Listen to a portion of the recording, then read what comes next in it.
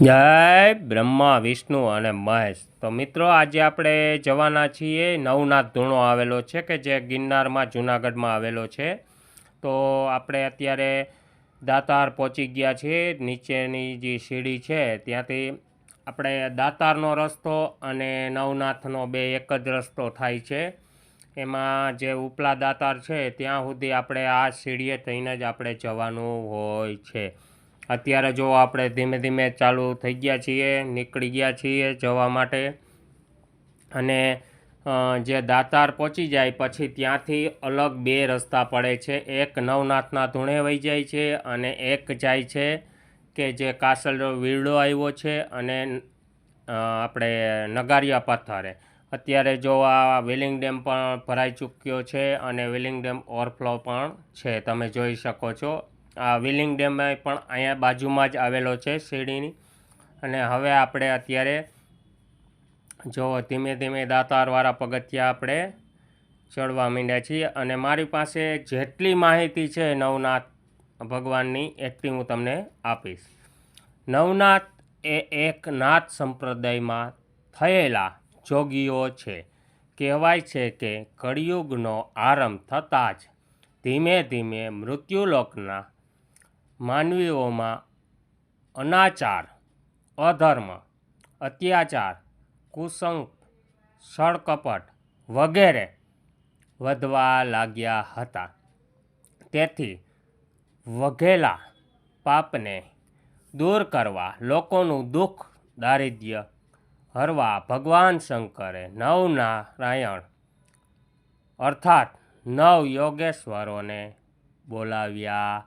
તેની સાથે બ્રહ્મા અને વિષ્ણુજીની સલાહ પણ લીધી હતી અને તેઓના સૂચન મુજબ નક્કી થયું કે નવનારાયણે પૃથ્વી ઉપર અવતાર લઈ લોકોને ઉપદેશ અપાવ્યો. આ વાત નવનારાયણોએ માન્ય રાખી.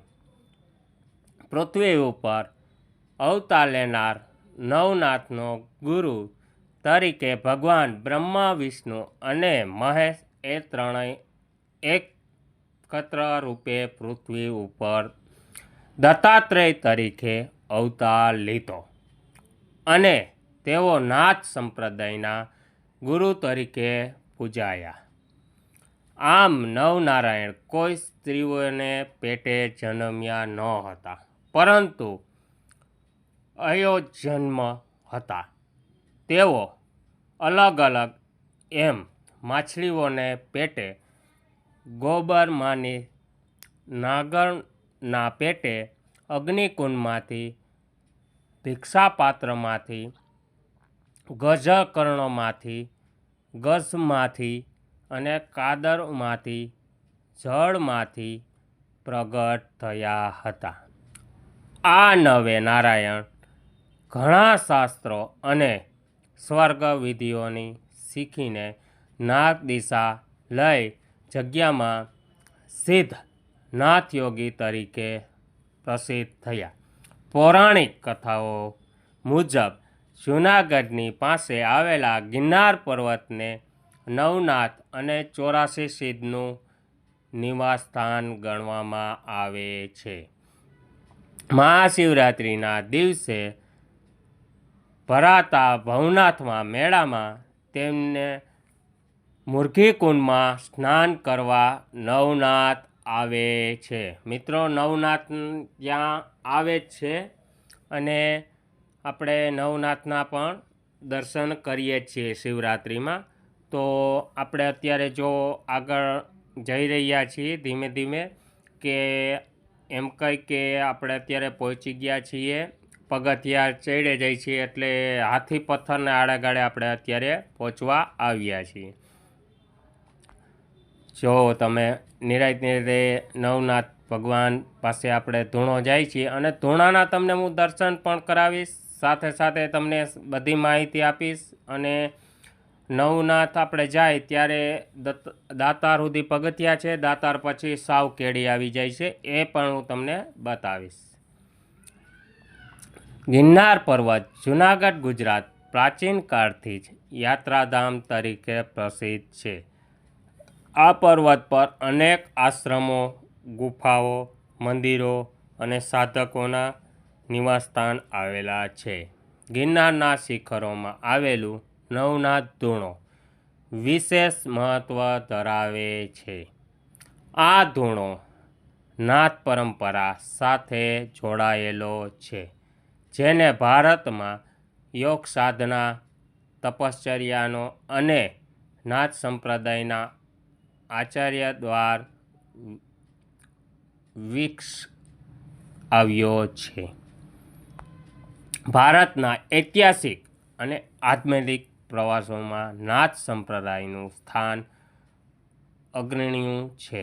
નાથ સંપ્રદાયમાં મૂળ ગોરખનાથ અને મચ્છીનાથ જેવા યોગીઓ સુધી પહોંચે છે. માન્યતા છે કે 9 મહાનાથોએ યોગ અને તંત્ર સાધના દ્વારા પરમાત્માનું અનુભૂત મેળવી અને દેશભરમાં શિષ્ય પરંપરા સ્થાપી અને નવનાથો છે. તો મિત્રો, જો અત્યારે આપણા સામે તમને દેખાય છે તે નવનાથ, ત્યાં આપણે જવાનું છે અને અત્યારે આપણે દાતાર પહોંચવા આવી ગયા છીએ.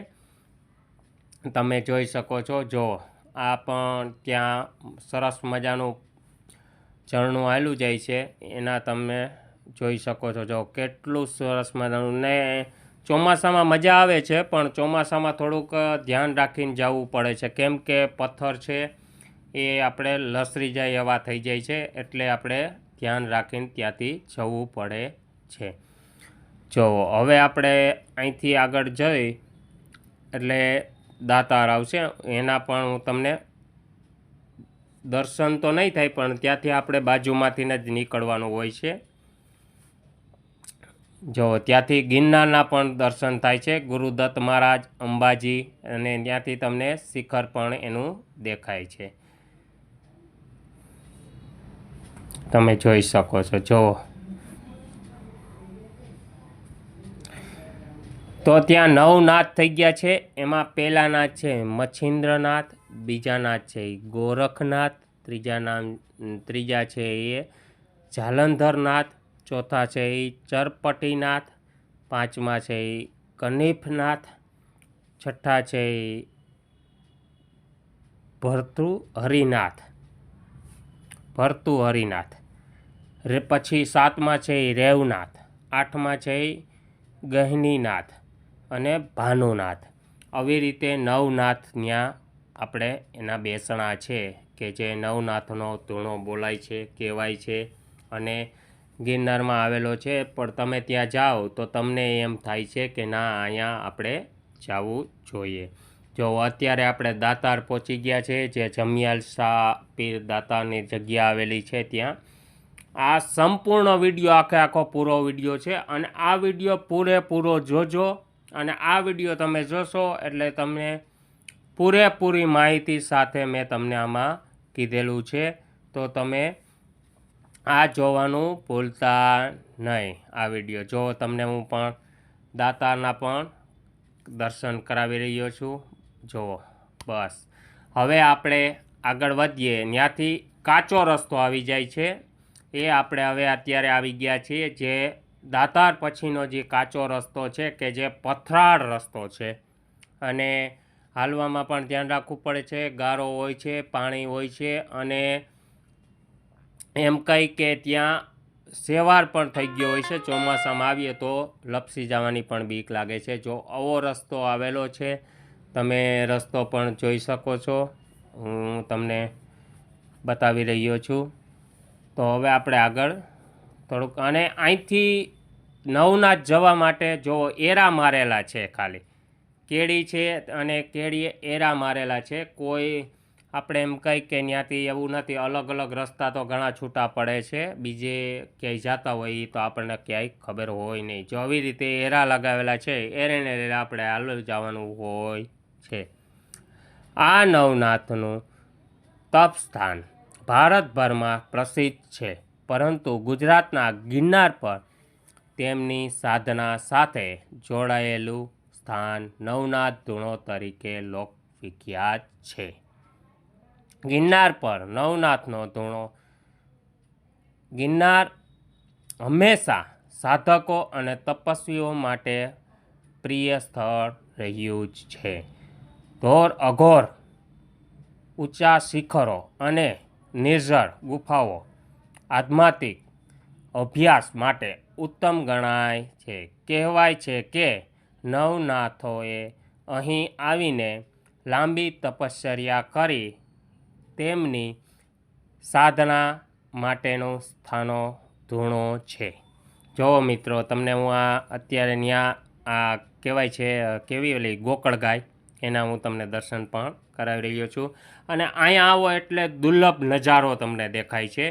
આપણને એમ લાગે કે આપણે એમ કહી કે ભગવાનના દ્વારે પહોંચી ગયા છીએ એવો તમને નજારો જોવા મળે છે. જો તમે જોઈ શકો છો, જો કેવું આમ દેખાઈ રહ્યું છે બધું.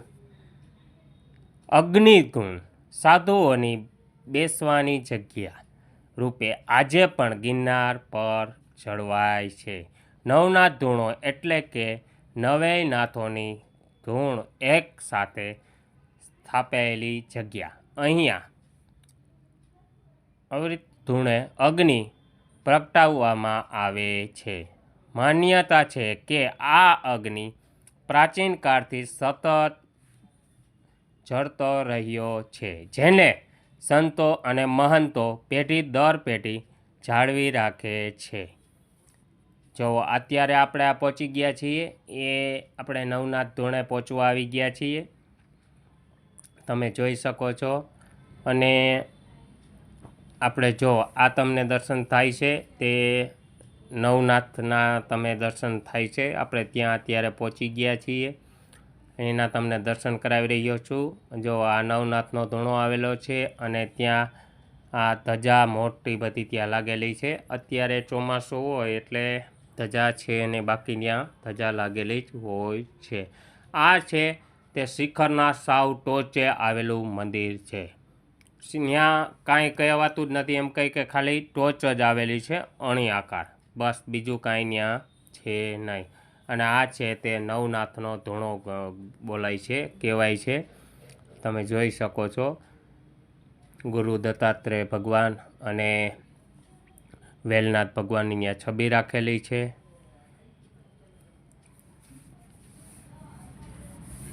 મૌખિક પરંપરાનું અનુસાર નવનાથોએ અહીં વસવાટ કરીને ગિરનારને યોગ સાધનાનું મહત્ત્વપૂર્ણ કેન્દ્ર બનાવ્યું. મધ્યયુગમાં ગિરનાર પર અનેક સાધુ સંતો આવ્યા, જેમાં નાથ સંપ્રદાયમાં યોગીઓનો પ્રભાવ ખૂબ રહ્યો. અહીંથી ગુફાઓએ અને આશ્રમોએ યોગ સાધના માટે રચાયા હતા. જૂનાગઢના રાજાએ અને સ્થાપિત જનતાએ પણ નવનાથનો ધૂણો જતન કર્યો.